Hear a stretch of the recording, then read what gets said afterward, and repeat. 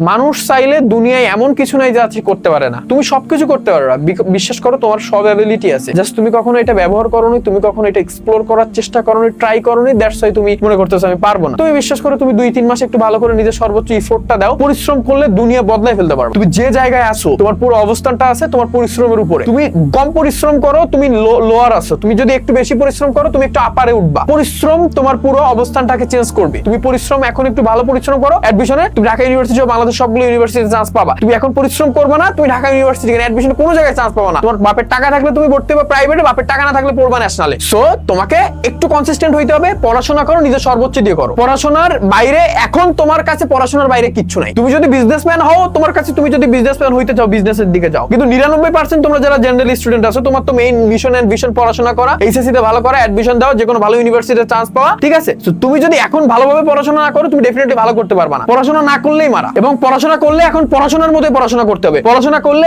একদম ওই যে মানে উপর দিয়ে সারফেস দিয়ে পড়াশোনা এখন চলে না। এখন সবাই অনেক স্মার্ট, এখন কেউ কারো থেকে পিছায় নেই সুবিধায়। তুমি এখান থেকে, তুমি ঢাকায় থেকে ঢাকা ইউনিভার্সিটি এক ভাইয়ের কাছে পড়তেছো, একজন তোমার বাংলাদেশের একদম প্রত্যন্ত অঞ্চলে থেকেও ঢাকা ইউনিভার্সিটি কোনো বড় ভাইয়ের কাছে পড়তেছে। সো কোনো তোমার আর তার ভিতরে কোনো পার্থক্য নাই। পার্থক্য ক্রিয়েট করবে তোমাদের পরিশ্রম। যে বেশি পরিশ্রম করবে সে বেশি আগায় থাকবা, নাথিং এলস।